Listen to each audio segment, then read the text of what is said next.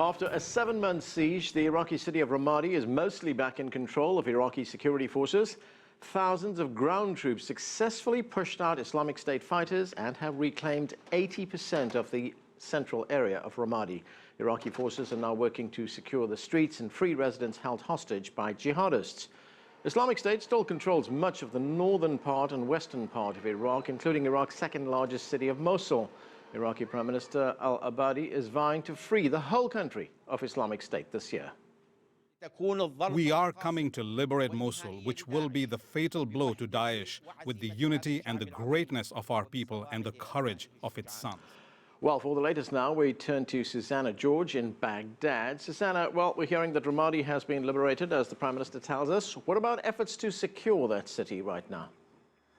What we've seen is that over the past more than a week now, since Iraqi government forces moved into the center of Ramadi and pushed IS forces out, is that Iraqi government forces have been able to hold the ground. We've seen a number of counterattacks around Ramadi and around other cities and towns along the Euphrates River Valley. That's where Ramadi lies, just west of Baghdad.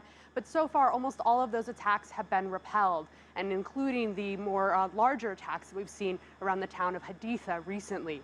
Iraqi forces, after pushing IS out during this operation, have managed to hold that front line and hold all of the territorial gains that they made. So here we have a city, Ramadi, which has been held by Islamic State for something like 7 months. So this is considered a pretty big victory for government forces. What actually made the difference this time? This victory was won in a large part from the air. Coalition air support played a very big role. We've talked to commanders on the ground who said up to 80% of the fight was fought from the air. Today is also Iraqi Armed Forces Day. You can see fireworks celebrating that behind me. Iraqi forces played the large role on the ground as the ground forces who moved in after airstrikes were able to push IS militants out of the territory. What we also saw in this operation particularly was a change in politics. In Baghdad, there had been some disagreement about the role that the mostly Shia militias would play in the operation to retake Anbar, and that's one of the reasons why the operation, it was launched months ago, had a lot of false starts. But once those political differences were resolved in Baghdad and Sunni tribal groups that were local to Ramadi area started to get weapons, that's when we really saw the pace of operations on the ground start to change and those forces begin to move forward. And now, of course, the Prime Minister Haider al-Abadi is saying that he will free the entire country of Islamic State. Has he given any indication of how he's going to accomplish this? Yes, we heard that as part of his New Year's address. That is a huge goal, even after these very significant government victories. We've heard that the government troops will want to move to Fallujah next. That city has been out of government control for longer than even Mosul has, and Mosul is Iraq's second largest city, which is under control of the Islamic State. And particularly in Iraq, what we've seen is IS has thrived in these no man's lands, these desert areas in Iraq that have been out of government control for generations and used as smuggling routes between Iraq and Syria. It's also important to take into consideration politics. One of the reasons IS was able to move into Iraq was because of grievances within the Sunni community here and because the group was able to grow in power in Syria. So a strategy that doesn't address Sunni grievances or the group's strength in neighboring Syria could mean that the gains in Iraq are still temporary at best. Thanks, Susanna. That's Susanna George reporting from Baghdad. Joining us now is Ambassador Samir Sumaida'ie. He served as Iraq's permanent representative to the United Nations and was Iraq's first ambassador to the United States. Ambassador, thanks for joining us. Pleasure. So a big victory for government forces in Iraq. They've retaken the city of Ramadi.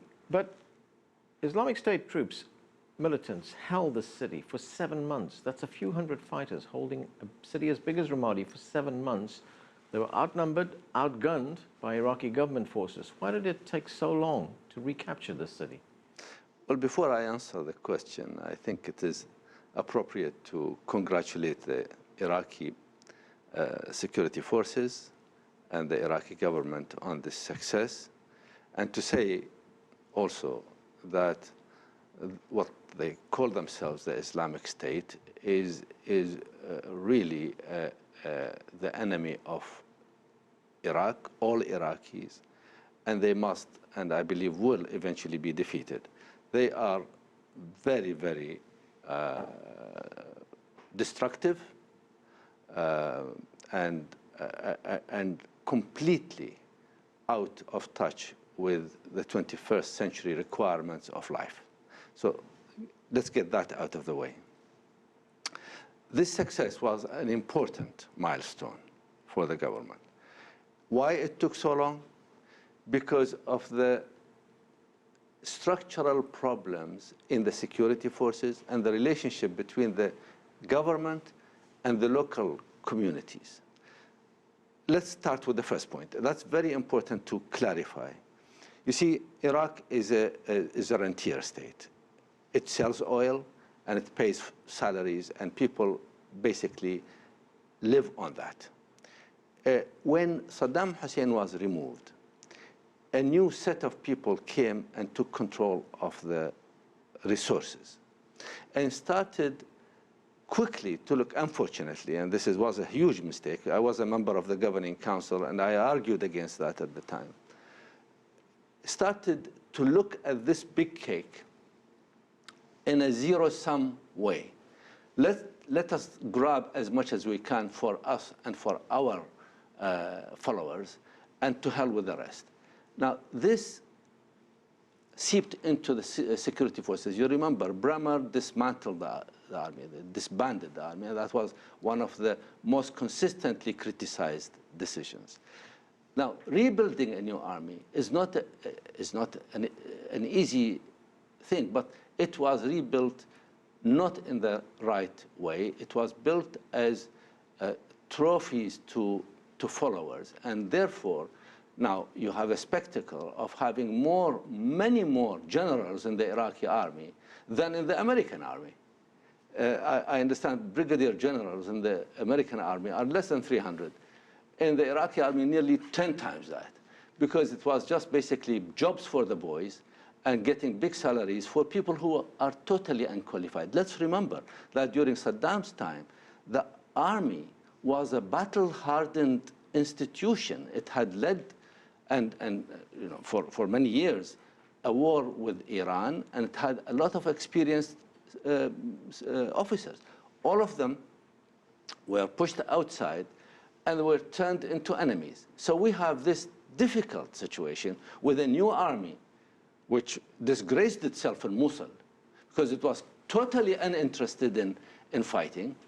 It was full of corrupt officers, incompetent officers, badly led, demoralized soldiers. To turn this around and create units out of that, which are capable of confronting anyone, never mind ISIS, is not a simple task. But it had to be done, and I'm glad that some units, with the help of American training and resources, some units were able to conduct the battles in Ramadi and gain the upper hand and are moving forward. Right, so there you had those issues with the military, with the manner in which the army is made up in Iraq. When you talk about differences between the local population and the government, are you referring there to Sunnis and Shias? Because the local population is Sunni. Unfortunately, yes. The Sunnis perceive themselves as marginalized, badly treated, and discriminated against. This perception in politics is as important as reality. In fact, in this case, it was supported by reality. The Maliki period, two periods of 4 years, was very bad. He pursued intensely sectarian policies, which exasperated the situation and alienated whole communities. And I believe that was the direct cause, among other causes, but the most direct cause for the fall of Mosul, for the success of ISIS, and the fall of Ramadi later. So to walk back from that is not so easy. So there will have to be efforts made to bring Sunnis into the mainstream. How important are those efforts in holding a city like Ramadi? In the situation we are in, there is a recipe for success, if you like. success here is qualified, but at least relative success. And the recipe is walk away from sectarianism and strengthen the state institutions. The problem is when the state is weak, you have a lot of non-state actors coming in, militias and even ISIS. The answer to that is a strong state, not a dictatorial state, but a coherent state, a state with institutions that are acceptable by all and legitimate. Now, that is important, and that's why the success of the army and the rebuilding of the army is important. One of the successes, in my view, was that the Iraqi flag was planted in Ramadi, not any other flag, not a militia flag, and it displaced the flag of ISIS. The Iraqi flag is a symbol of unity. So the two aspects of this recipe: strengthen the state, walk away from sectarianism. If the government consistently moves along these lines, the situation will improve.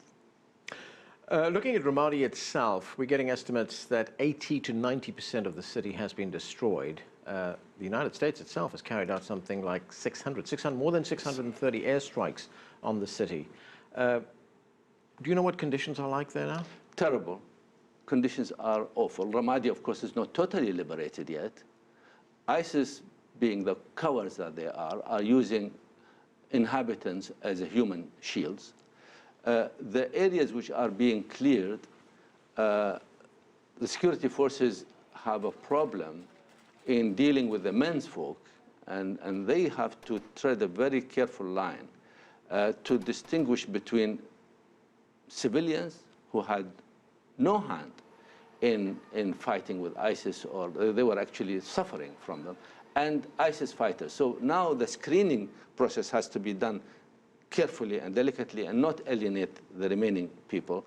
It is, you know, when your house has been demolished and you come back to it, even if there is security, it's a difficult situation that you'll find yourself in, because you've got to rebuild, you have no resources. This brings us to the third factor in this total picture, which is the financial factor. Iraq now is almost bankrupt. Oil prices have plummeted. When Maliki was there, the oil prices were above $100 a barrel. Now they are below $40 a barrel. The budget for 2016 was based on the assumption of $45 a barrel, and still there was a deposit of $22 billion. Now there is the reconstruction requirement, and there is, of course, the demands of the continuing war. It's going to be very, very difficult, and it will require good management